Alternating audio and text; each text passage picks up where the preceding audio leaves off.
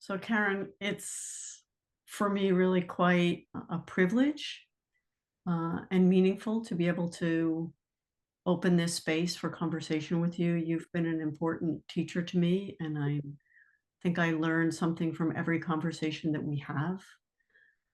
Um, you're a knowledge holder in your community, in the Isleta Pueblo, Isleta Laguna Pueblo tribe,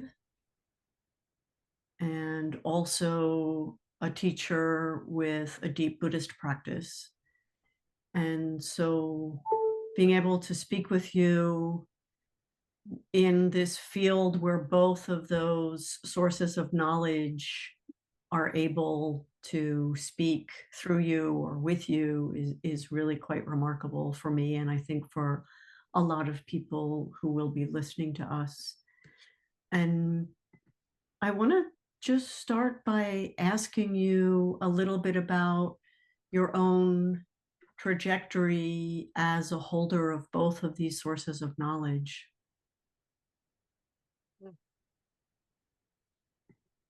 Well, both are one and the same. I think, I believe. So there's no separation or difference. And so, as I was initiated to care for in the medicine, it's to be able to see things and hold things in a deeper level, I would say. Um, And so I end up incorporating both the Buddhist practice and my traditional practice together.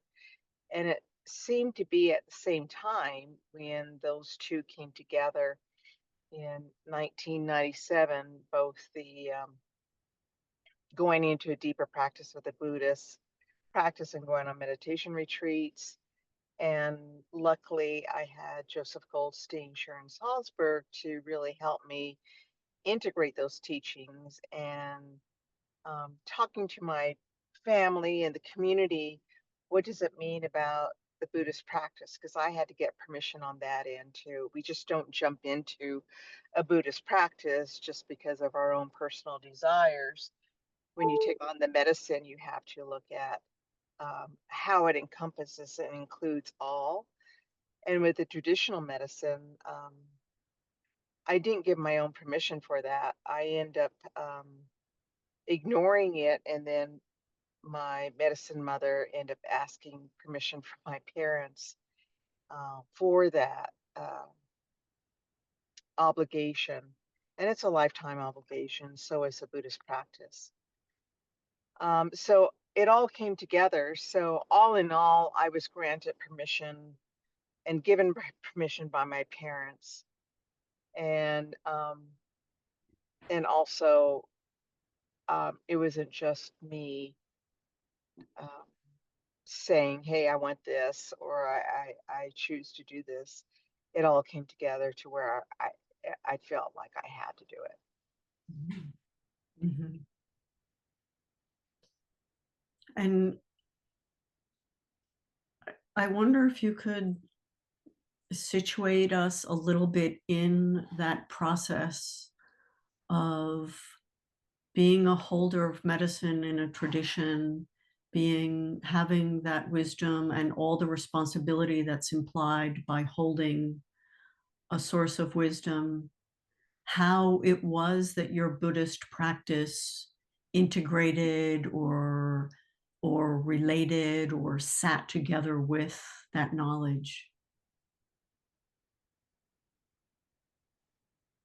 There are vows, like any ordinary Western medicine. You take vows when you become a doctor. Well, with traditional healing, there are certain vows that you have to take, and um, most times, medicine keepers cannot share that. But in my sense, what I could share is that I was to be able to bring the medicine out to people that um, are born of different cultures, but yet with tribal and Pueblo cultures, because they didn't want the tradition or the way and the method to relate with prayer or healing to be lost. So that's why I was asked to be able to share that with particularly children and youth or individuals that were stuck in that situation. The vows are basically it's 24/7 that I'm supposed to be available, whereas in medical practice, it's when you're on the job 8 to 5. And then also I had to learn, and it took me 7 years to learn from different healers of various types of medicine. And usually it takes quite a while, many years to learn the medicine. So one could not just step in and say, I'm a medicine keeper in that way. So what I've learned and what was provided for me or end up coming together for me was the herbal medicine, um, how to collect herbal medicine and how to utilize it among various cures and techniques, whether it's mental, emotional, physical, or spiritual. And that's what a lot of people come to me for. The other one is really knowing the crystal medicine and knowing how crystals, based on their properties and based on their face and their dimension, how to utilize them. I often use that with more deeper healing, and you would call it, I guess people call it psychic surgery. I could also do crystal healing on a physical level, um, in internal organs, without opening up like the Western way, opening up the body, but you can do that energetically with a crystal internally.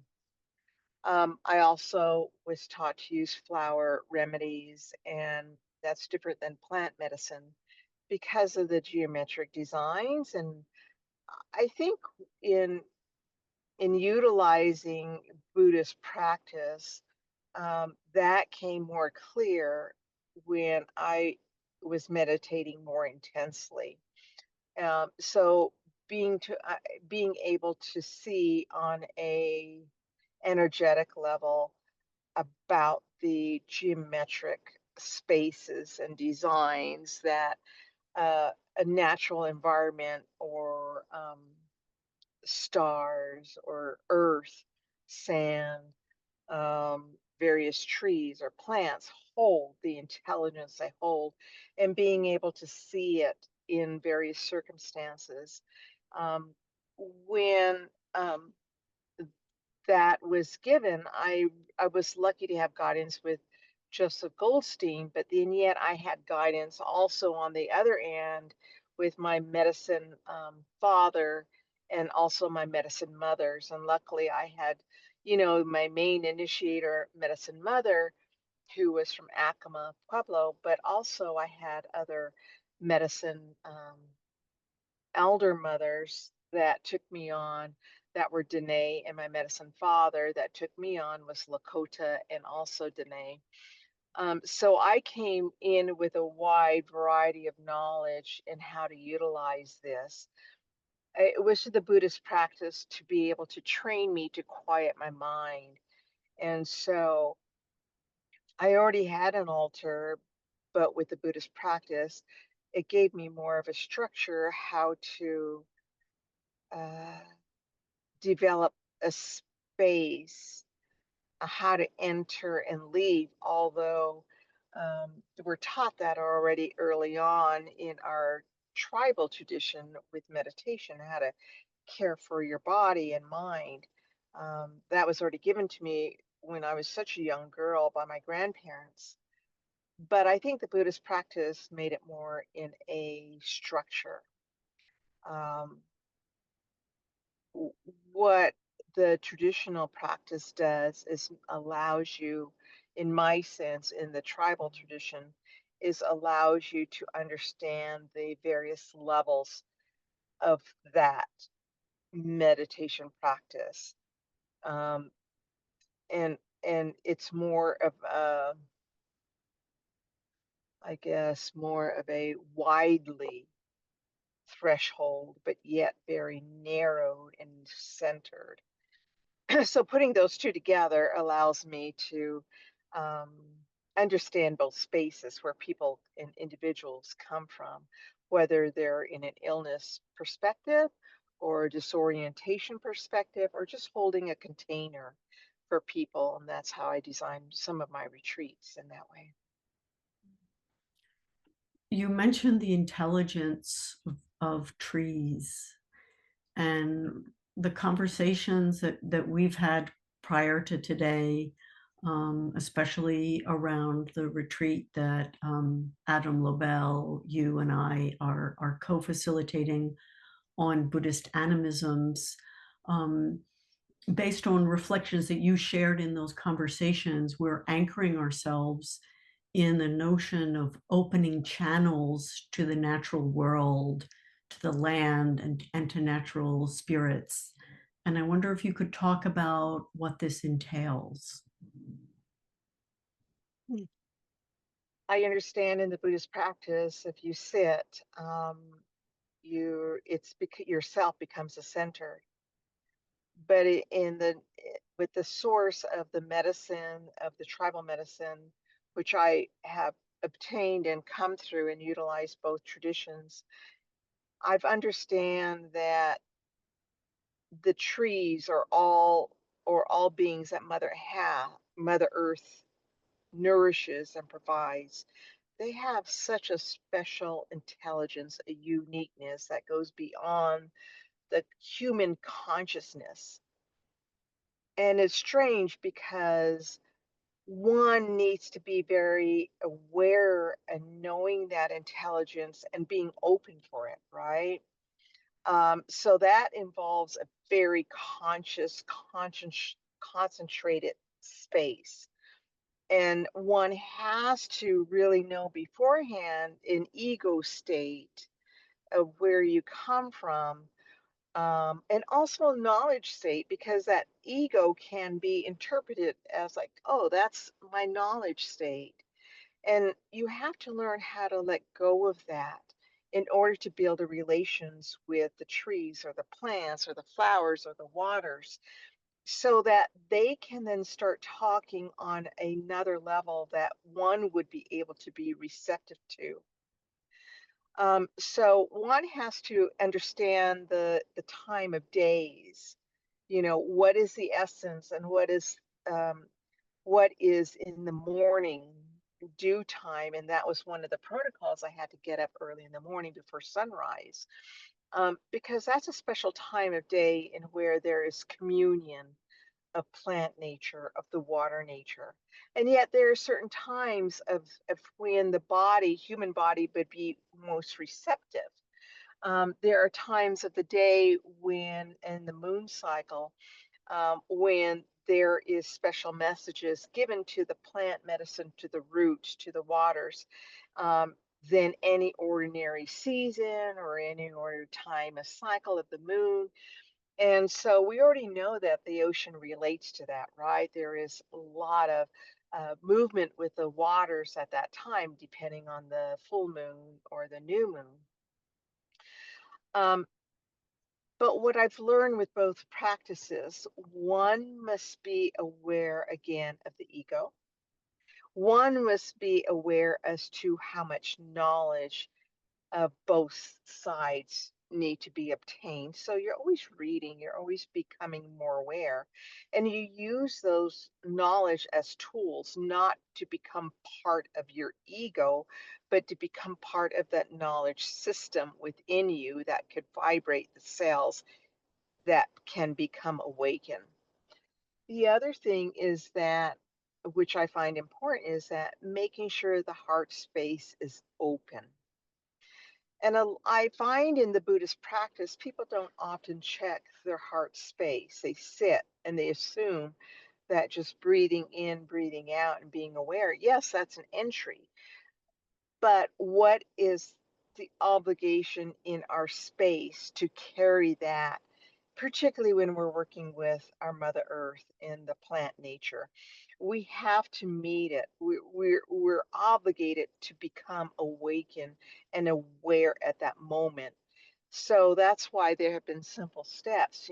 What do you smell and what are those senses that awaken you? And how does it affect the body? My grandfather did that so early on in my life, where we would go to various places around New Mexico, and we had turquoise mines or copper mines and various things. But he would put a grandfather, we call them grandfathers, in which people normally relate to as stones. But he would put a grandfather in my hand and just say, I want you to feel and sense in your body in what is it and where is it. Now, don't think about it. I want you to utter the first words. When that happens, you're already starting to be are opening those channels to where the environment starts communicating first. Um, However, when you start using your brain, he said, you're starting the communication. And a lot of times you have to stop your communication and allow the others to communicate first before you can have this reciprocity, before you can have this receiving and giving. And so that's the first step, is just really being aware on that level of intelligence. Who's intelligent?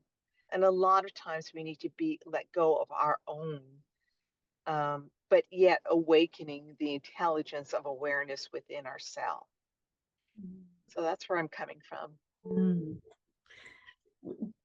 Do you see teachings or practices in Buddhism that can help enhance that, or start that receptivity and support people in awakening their relatedness, or openness to allow natural beings to speak to them, and to be open to how that alters and governs who is there, who is who in that shared field? Right. I've been taught in various traditions. So um, the Dogen teachings really give about the elemental teachings. And it really works with the breath and the body to start in that movement. So there is an awareness of deities and beings on that level, which I really, really appreciate. I started out with Thich Nhat Hanh because Thich Nhat Hanh really related to what tribal people are in relations to, and that is first and foremost the environment. So Thich Nhat Hanh did a lot with the environment, and that's what started me into the Buddhist practices. Is by getting and knowing that we are part of the natural world. And that's when I actually was invited to sit with the Dalai Lama at Santa Fe Indian School. And when we met with the Dalai Lama, we didn't hold him as if the highest being. No, he was just another brother. It's like, well, who are you? What do you got to share? And when that talk and receiving that talk, it was just complete dialogue. It's like, yeah, what do you got to share? And we realized that we had so much similarities in being with the environment, and also our lineage on a human level of life and death and birth, um, and also about initiations and womanhood and manhood. Those were very similar to our traditions as to the similarity to his biological lineage. Um, so with the Vipassana, it gives you such in structure to sitting as a first way of watching the breath and sitting if one is not disciplined. And I use that often when I'm going into ceremony. I work with other individuals on that level. Let's just start with the breath. And it works a lot with trauma that I've used with patients and people in the hospital or different situations, because uh, taken the medicine. I even brought it into Western medicine. And I'm able to use that. But I've used that Vipassana teaching. Let's just feel the sit bones. Let's just go with the breath. I've worked with Zen tradition, and theirs is so strict in practice. And when I was studying with a Korean family, when our family was dealt with illness, they were Zen practitioners, and they were very strict. And I often used when they brought laughter in, laugh, laugh. And how can you laugh when you're given an order? But pretty soon that laughter came, and it was like, bam, it almost cut like a knife. And they allow then this routine of structure and stiffness and hardness. And it felt very similar to some of our tribal ceremonies, to where you had to have that in order to endure. And I was just recently on at a ceremony where you had to endure many hours dancing without complaint, without going with that thought. And now you're taking your thought into another direction without those physical limitations. So I found a lot of various Buddhist practice very similar to our tribal practices.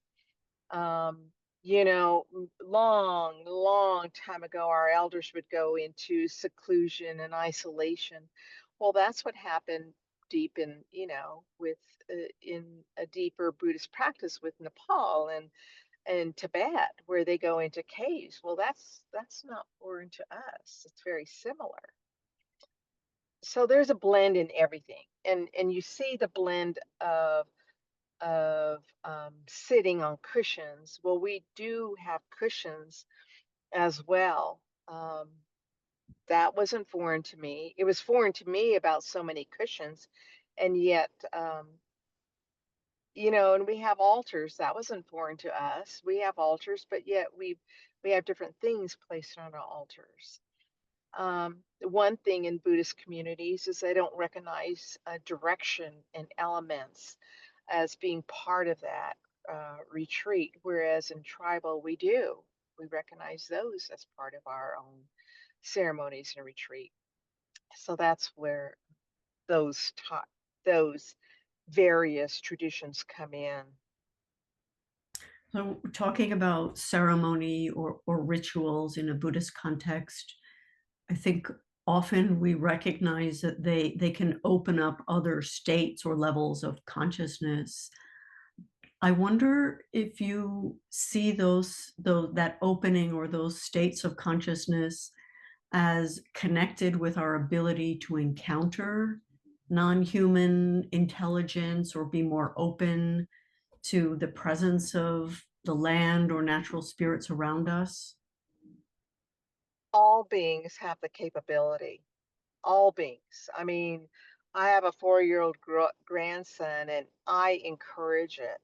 It's when we get discouraged through schooling and through lack of time and parenting not encouraging, or intergenerational, um, we get discouraged from it.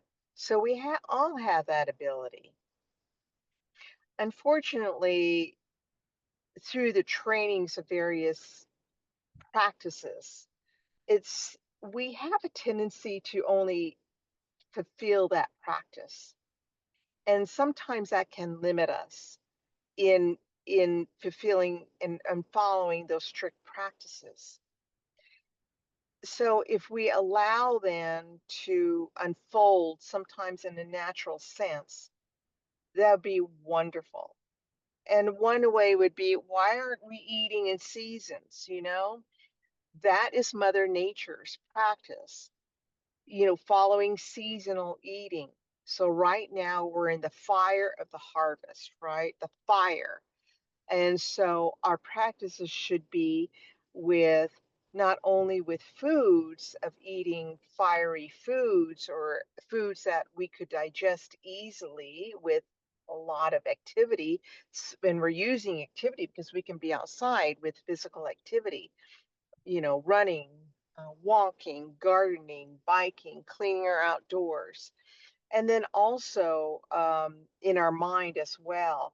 This is when we should be taking those, ideas in the spring and then implementing them now in the summer. This is the time when we're communing a lot with the community, with our family, with socialness, because we're allowed to. The temperature's great. This is a time we really need to watch how we really utilize our speech, and that should come from within the fire. So, these practices don't teach that, and they don't incorporate the real natural rhythm of Mother Earth. And that's what tribal practices do, and encourage to do.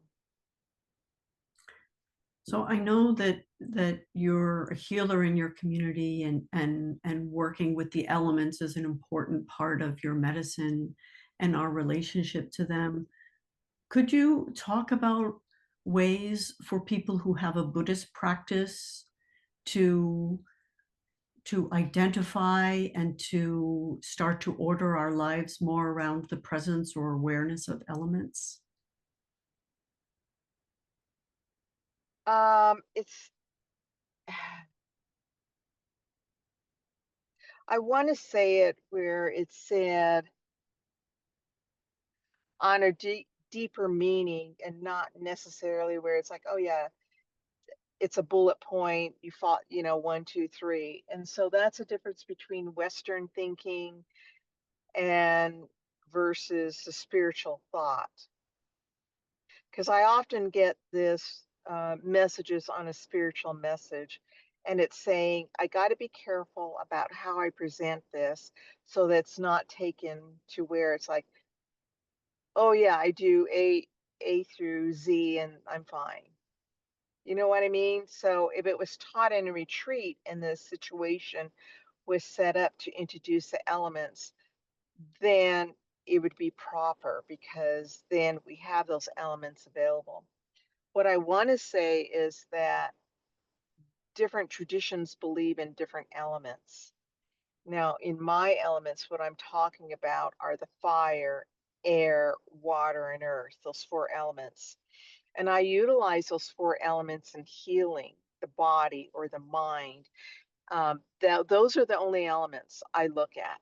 If somebody comes to me with any concerns about the mental, emotional level, I hear their story, but I'm going into their body and feeling their body, and I can often feel it within myself.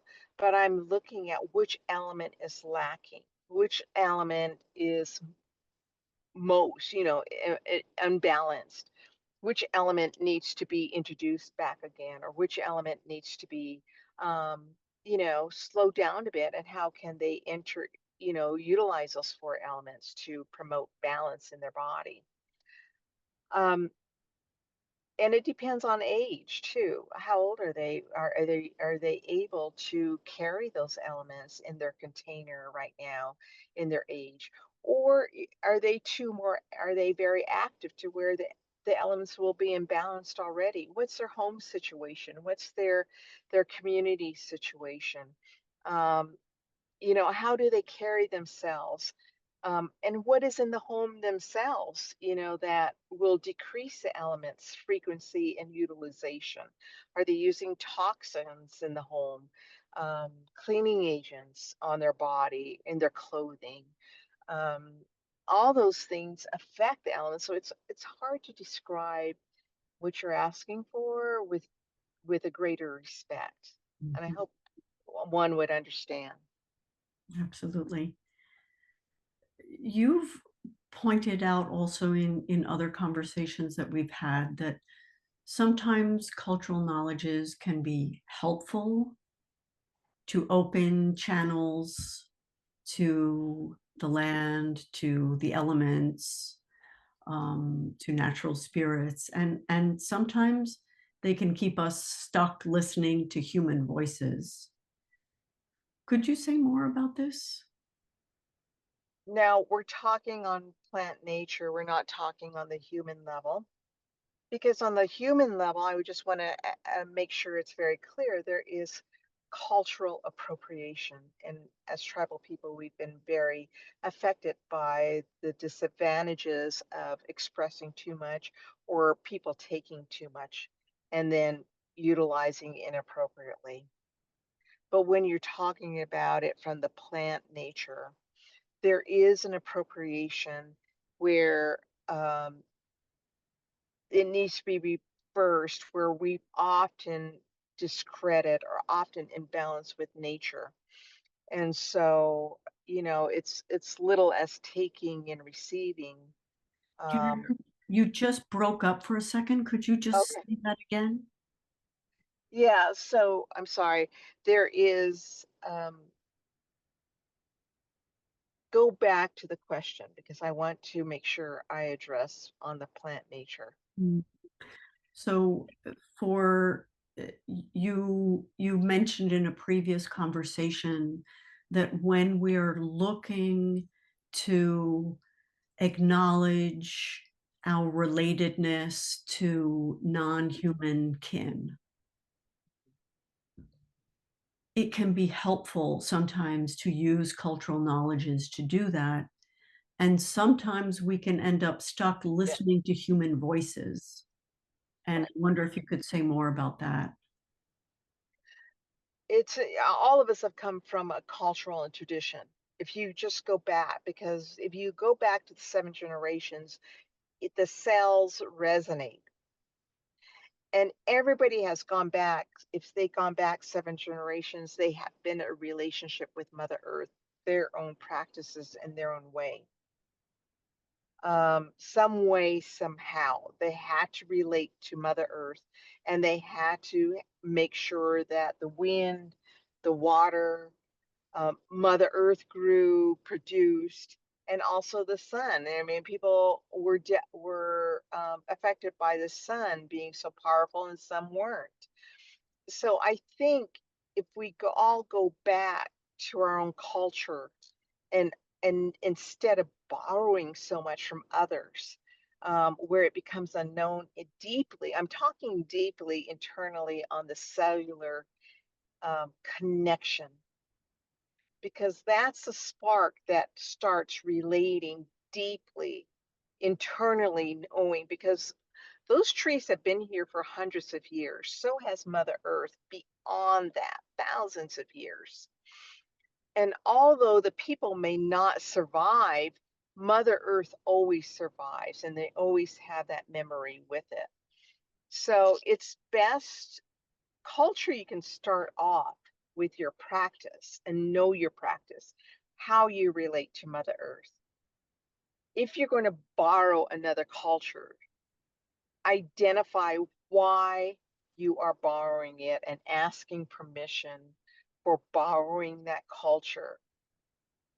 That's why I really undertook and permission both ways. The Buddhist practice, permission had to be given. It's not my practice, it's the Buddhist practice. Where was the Buddha from? You know? So I'm very careful with that and how I relate to Mother Earth. And if I go visit somewhere else in relation to Mother Earth, I always make an offering. I want to know their ancestral lineage of that Mother Earth because that vibration still holds in those trees and those plants in the natural form. That's who I want to communicate with. And those are the channels that are going to be given the medicine and knowledge in that way.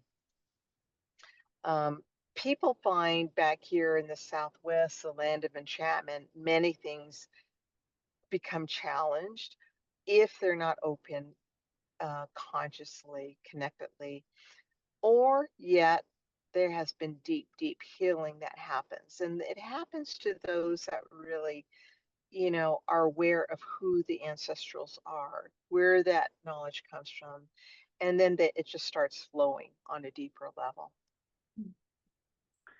So I want to ask more about this because there's right now there's such a broad recognition that native original peoples and or indigenous communities have been much better kin to the non-human world, and hold knowledge that the world needs right now about sustaining reciprocal relationships to the land.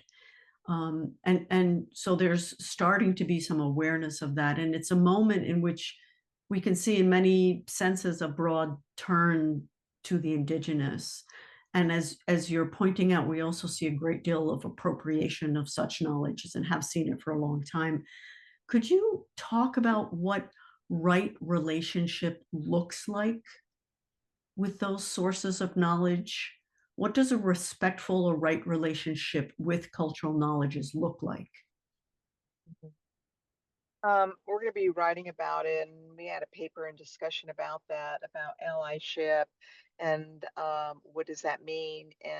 Um, and I just want to make clear right away, I'm speaking on behalf of tribal and particularly my tribe, meaning we have a practice within our tribe, whereas indigenous is often a term used to generalize those beyond that come from various cultures. So some people end up saying they're indigenous, and then yet there's various levels of how they practice those cultures. And I can't speak for the worldwide per se, but for what I was raised, you must relate because our Mother Earth is our home.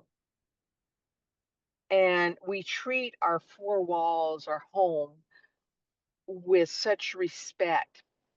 And I mean, it's part of Mother Earth already, especially here in the Southwest. And then we have ceremonial in all tribal area across the US, we have, lodges. Those are made out of Mother Earth, and there are lessons and teachings about Mother Earth in that lodge. So there's no separation. Um, we're taught that we are only four elements. So there's no separation of Mother Earth in that of who we are. Um, and then our waters, everyone has a sacred mountain place, and there's no separation of that either. I mean, so for me personally, it's it's hard to think of that I am separate, that I'm that it's hard to think of that separation. It's not a separation. It just is and will be. So therefore, the next generation, like my daughter, you have to get down on your knees and you have to understand how to be able to grind the corn and why are you grinding it and for what reason. You have to watch your intentions in the morning. Um, about reciprocity and asking permission. We're always asking permission. I mean, before we gather water, before we make a journey, before we make a pilgrimage, um, we've asked permission. We ask our bodies permission to be in unison with nature. And sometimes it's 4 days beforehand, or sometimes it's months beforehand. Um, and so for me, raising cattle, I'm always asking permission before I step on the grounds of where, although in human form we have gates and fences, that's a human form. But I always carry tobacco or cornmeal in my vehicle in the truck. And my grandchildren must ask permission before they cross over.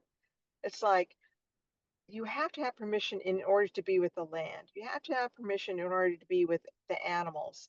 You have to tell them what you're going to be doing and how you're going to do it, and then put the offering down and then walk in.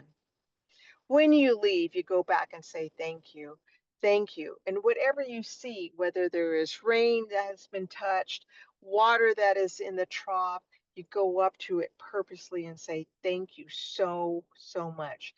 Thank you for coming. Thank you, Rain Maidens, for making your travel here and making the grass grow, for the cows to rejuvenate and gain their strength.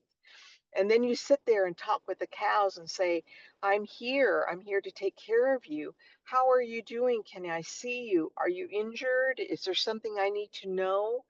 Um, can can we make your life easier? So my grandson, 4-year old, gets a shovel. He starts hoeing the hoeing the thorns. My 7-year-old granddaughter goes and I'll check the water. That's her job, to put her hands in there and say, okay, how's the water? How does it feel? Um, Giving thanks to it. Their job is to count also the cows and seeing eye to eye, what are they doing? This is what I mean about being very open and having this reciprocity. Reciprocity is never ending. And in the white man's way, in the non-traditional way, it's like, oh, here's cash. And that's the same which Donna is, give Donna, giving cash. In my training and thinking, it's not just cash. Yes, cash helps you to bring some livelihood into your body. But when we're doing Donna and RN, it's big. It's really big. It's how will you be able to sustain the healing practice and what I've received in order to gain balance? What is that felt? Not only for self, but my family, my significant other, my children, my family, and then my community, my home, how I can take care of the home and animals. So this Donna per se, and this act is really needs to be felt far and beyond. Um, some healers way back in another tribe have asked for trucks. And they're saying, what? Yeah, if you're asking for healing, I asked for a truck. In some sense, that can be a little bit too much in the Western way of thinking. But if you look at it in the tribal sense and saying, okay, this is today's time frame, it makes sense because he's traveling to go get groceries for himself and his family. He's going to go out to work with the animals. He's going to bring in this or bring out that. So in some sense, it makes sense, right? But in the Western thinking, it's like, what? A truck? It's way too much. It's this and that, and it's hard to think of. But I started laughing because it's like, okay, this is how one would relate in this Western world of thinking. So what do we owe Mother Earth? We owe everything, more than a truck. Mm, yeah, you're pointing to something in one area that we also see in the transmission of Buddhist practices, a kind of a commercialization or an insertion of Buddhist practices into, transactional cycles where there's a price tag put on it. And this is something we've spoken about before, that certainly in the Buddhist time and also in much more traditional contexts in Tibetan communities today, you never sell a ticket to an event or put a price tag on the offering of spiritual knowledge. That there is and this is part of the fundamental relationship between monastics and lay communities, that there is a symbiotic reciprocity where monastics must give the Dharma and they must give it freely, and then are actually dependent on the support and the sustenance of people who are receiving from them. So this kind of unending reciprocity where you're building a relationship, you're not closing a cycle with a transaction. So this is also happening in this particular moment where there's you know what this I'm hesitant to even use the phrase because the first time I heard it, it was so bone chilling, but there's a spiritual marketplace where people promote their product and or themselves, and it very much comes into the dynamic that you've just discussed about what we understand relationship to be, and how to embody our relationships respectfully, and allowing reciprocity to flow through them. Mhm. Mhm. And it starts with the self, it starts with the home. I mean, it starts with our own lodge, our own body. Are we actually feeding it the best foods ever? And then in a timely basis, are we actually treating her? And so it always starts in the beginning, and it starts with our mind, it starts with our sitting practice, it starts with our body of how we care for it. And then it goes outwardly, to others, to our own home, our own bed, our own belongings. Are we really caring for them in the best nature of all? And for what reason? What would be the intentions? Um, all are provided by Mother Earth. All walls, furniture, wood, our beams, steel, glass, everything comes from Mother Earth, and people forget about that and think that it's just a, a practice to tag on to, but no, it's deep. It's if you can't practice within your own car in your own home, then just start with the self. Then how do you care for yourself? Yeah, this part of what we're looking at is are the consequences of late capitalism and settler colonialism, where at best you give some money for what you've taken, at worst it's just taken, versus this way of living relationships where we know that's not the way to live in relationship. And Yeah, right now we're seeing at this terrifying pace the consequences of how the earth is increasingly affected by that particular paradigm of relationship, or that mindset. And I wonder, what do you think mindfulness and Buddhist practice or practitioners can offer individually and collectively to address those harms? well, Mother Earth is always open and wanting somebody to recognize, and just a recognition. And it has to come from awareness of recognition, and it has to come from the heart. So working with the heart yourself, and being able to open to the smell of the tree, being open to how they communicate, being open to the colors, being open to the feeling and sensation. That's the first step. It's just having this interrelatedness, and they know already.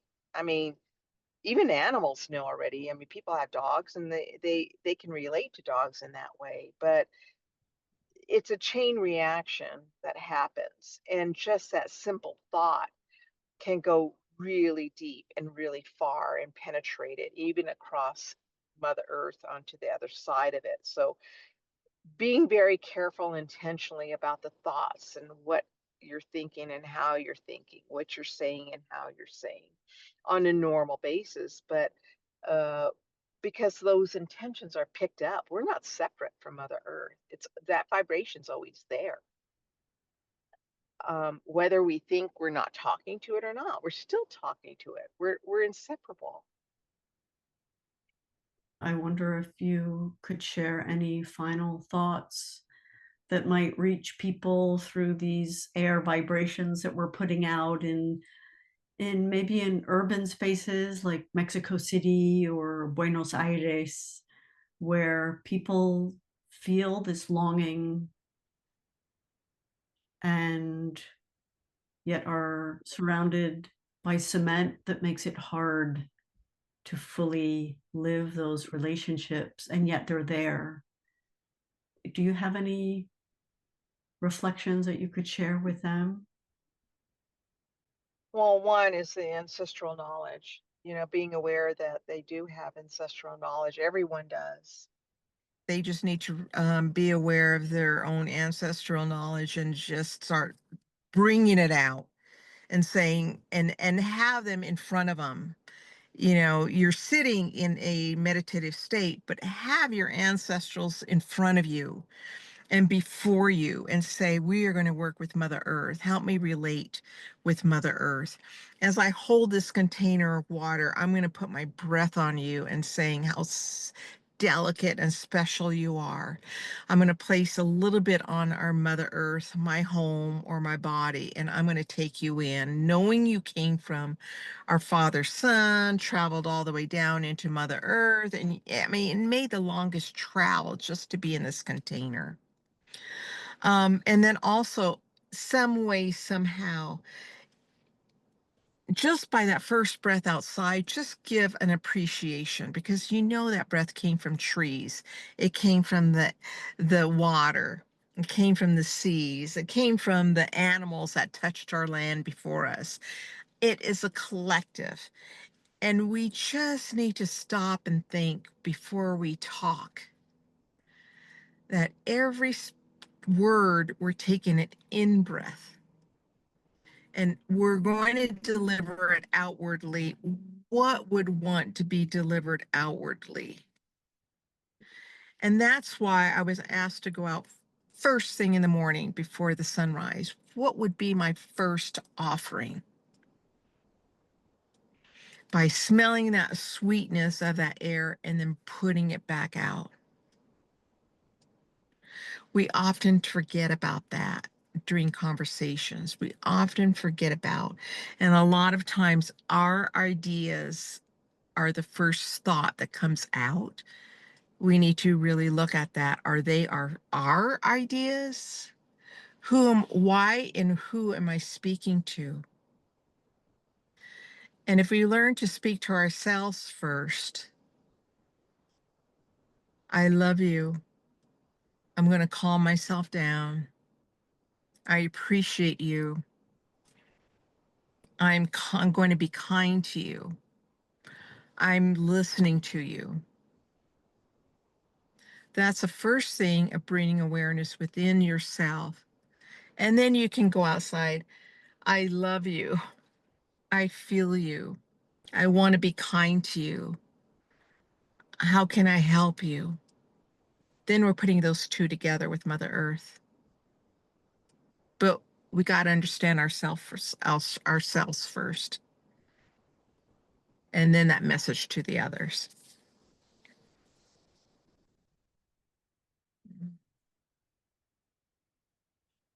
Thank you. Thank you so much, Karen. Thank you, Dancho. Thank you. I appreciate it. And I'm glad we're able to talk. Me too, very much so. And I'm very glad that people in many different parts of the world where Spanish is spoken will be hearing these words and also taking them in and treasuring them, I'm sure. Well, we all share the same Mother Earth. And so their positive thoughts will reach our people here in our communities. And I want to thank them for that. I really appreciate it. Thank you. Thank you, Karen.